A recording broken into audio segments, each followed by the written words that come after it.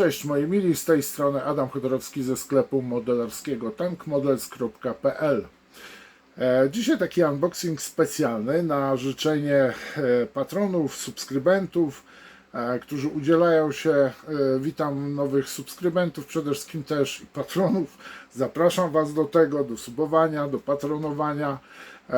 Mam nadzieję, że ten unboxing Wam się też spodoba. Mam nadzieję, że będziecie komentować ten film w komentarzach, co sądzicie na ten temat, bo to jest model, którego tak naprawdę mamy jedyny w tej chwili ogólnodostępny, plastikowy model, ale nic poza tym. No to co? Zaczynamy! Jeżeli jest to kolejny film, jaki oglądasz na moim kanale, podoba Ci się on, chcesz, żeby się rozwijał, a nie jesteś subskrybentem, zapraszam do subskrypcji. Wystarczy, że klikniesz w subskrybuj, następnie w dzwonek, otrzymasz powiadomienia i oglądaj kolejne filmy. Dziękuję Ci. C7P, czyli ciężki, 7-tonowy, polski, gąsienicowy ciągnik artyleryjski z czasów dwudziestolecia międzywojennego, powstał oczywiście w Polsce na początku lat 30. XX wieku. W roku 1934 C7P zatwierdzono do produkcji i przyjęto na wyposażenie Wojska Polskiego. Na ekranach widzicie na razie artbox z pudełka omawianego modelu, a teraz widzicie sam ciągnik C7P, najprawdopodobniej na jakichś testach.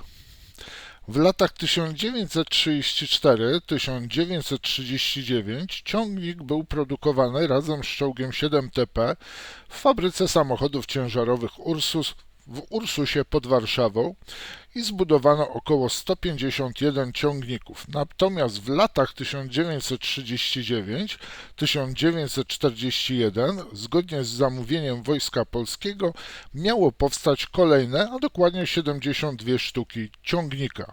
I tu uwaga, przeciętna cena jednego ciągnika wynosiła około 100 000 złotych. No powiem szczerze, to nie liche pieniądze były na tamten czas. Głównym zastosowaniem tego pojazdu było holowanie ciężkich dział, jednakże używano ich też w formacjach pancernych i saperskich, gdzie służyły jako ciągniki techniczne, np. do holowania uszkodzonych pojazdów pancernych i uwaga, podobno miały również służyć do holowania przyczep z elementami mostów pontonowych o dużym udźwigu. Najprawdopodobniej był to plan na późniejszy okres, najprawdopodobniej od 1940 roku.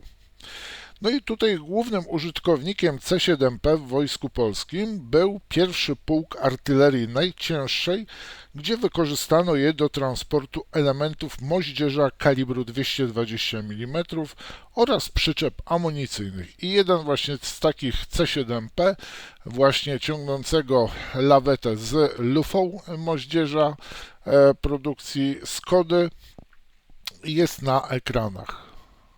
Tutaj kolejne zdjęcie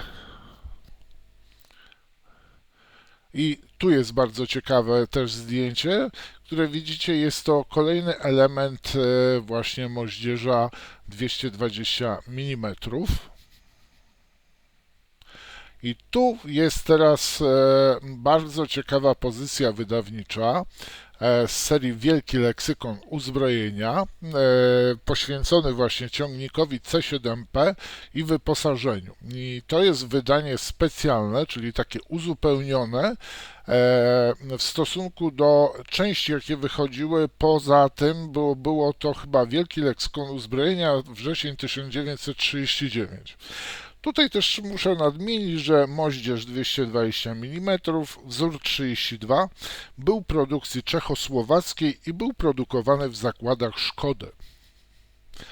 No a teraz przechodzimy do...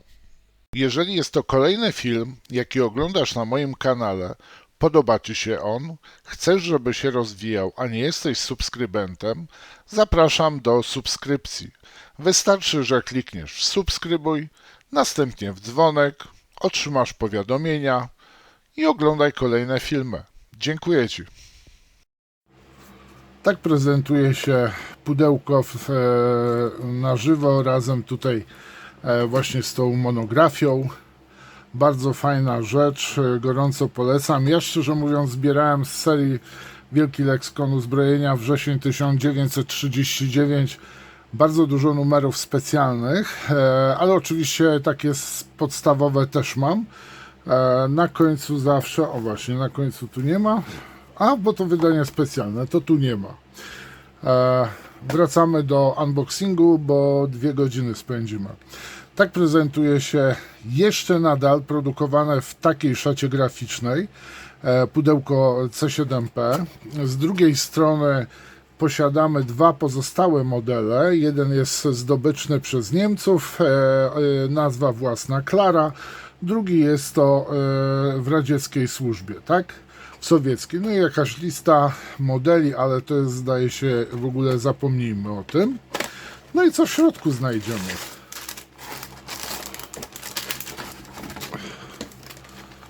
Bardzo proszę. Instrukcja. Do instrukcji już mamy tutaj doczepiony zestaw kalkomanii z tablicami rejestracyjnymi, z tablicą kierowcy.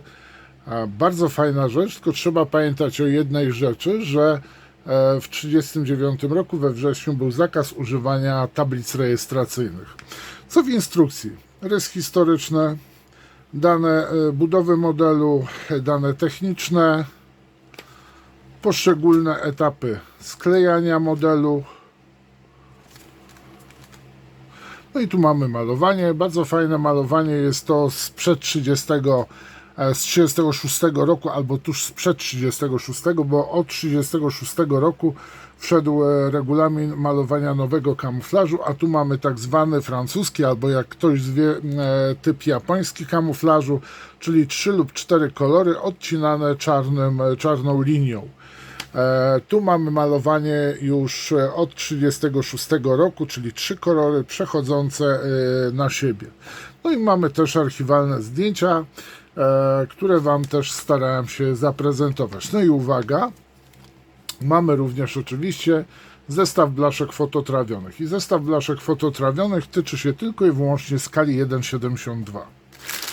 2 woreczki, widzę, jeden się już otworzył i zaczynamy od mniejszego woreczka.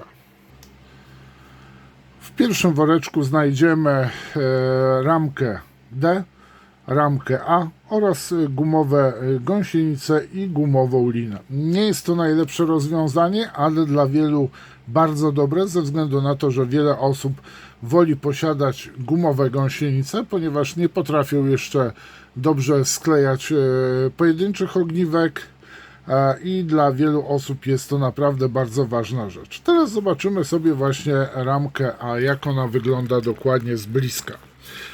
Na ramce znajdziemy błotniki, elementy wózków jezdnych, koło napinające, koło napędowe, mamy tutaj fragmenty lewara, mamy oczywiście łom, siekierę, szekle, kolejny łom, elementy do podtrzymywania, to jest akurat 7TP też ramka i tu mam takie elementy, które wklejamy między burtę pancerza a błotniki, żeby się trzymało. Nie widzę żadnych nadlewek, powiem Wam, fajnie to wygląda, tragedii nie ma, ale nie poleciłbym tego modelu modelarzowi początkującemu. Tu z kolei mamy ramkę D, gdzie znajdziemy dół wanny, elementy koła, koła jezdne, koła podtrzymujące, jak i również boki karoserii. Znaczy dokładnie, no tak, w sumie można wanny powiedzieć, tak? Tak prezentuje się w detalu.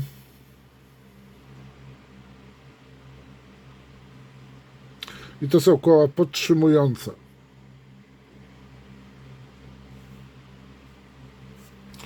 A jeżeli chodzi o gąsienicę, no to tutaj nie można oczekiwać wodotrysków. Standardowe, proste gąsienice, ale przypominające gąsienice używane w Vickersach czy też 7TP.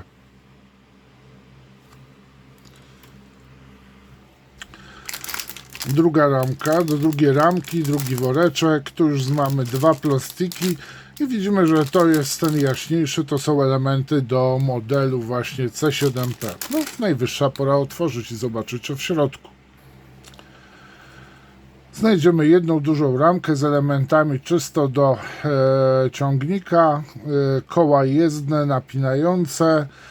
Mamy też częściowo wyposażenie wewnętrzne razem z dźwigiem. Mamy też karabiny dla załogi, elementy przezroczyste do szklenia i bardzo dużo drobiazgów skierowanych również do C7P. I tu mamy tylko i wyłącznie elementy. Widzimy wnętrze, silnik, bardzo dużo, powiem Wam, elementów. I teraz tak naprawdę razem z Wami oglądam zawartość C7P tak naprawdę pierwszy raz w ten sposób, a nie tylko przez torebkę foliową. Tu mamy siedziska, oparcia, elementy wnętrza, tył, to jest część tak samo kadłuba, zadaszenie, boki, kolejne elementy, wnętrze, bardzo fajne, dużo elementów i na pierwszy rzut oka to wszystko wygląda jak najbardziej poprawnie, ale już w momencie sklejania dla osób, które są niedoświadczone, no to może być problem. Kolejna ramka z elementami właśnie do C7P i w ten sposób Wam pokażę, jak prezentują się detale.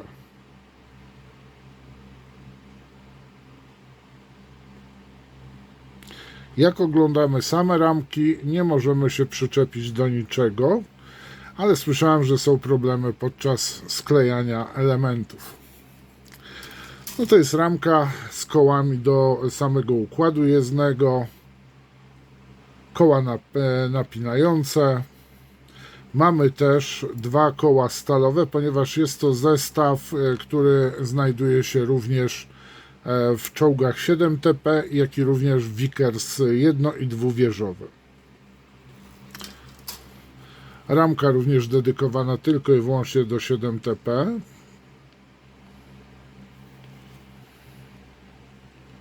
No i kusi, powiem Wam, ten model kusi, wiem o tym, że sporo pracy trzeba w niego włożyć.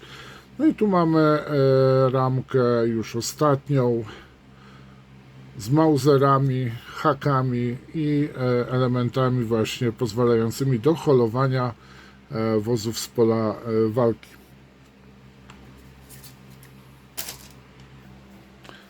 Moi mili, to wszystko. Dziękuję Wam za uwagę. Zapraszam Was, wiecie do czego, zapraszam Was również do tamtego, ale to już się dowiecie poza filmem, bo to jeszcze nie koniec. Trzymajcie się, cześć. Jeżeli jest to kolejny film, jaki oglądasz na moim kanale, podoba Ci się on, chcesz, żeby się rozwijał, a nie jesteś subskrybentem, zapraszam do subskrypcji. Wystarczy, że klikniesz w subskrybuj, następnie w dzwonek, otrzymasz powiadomienia i oglądaj kolejne filmy. Dziękuję Ci.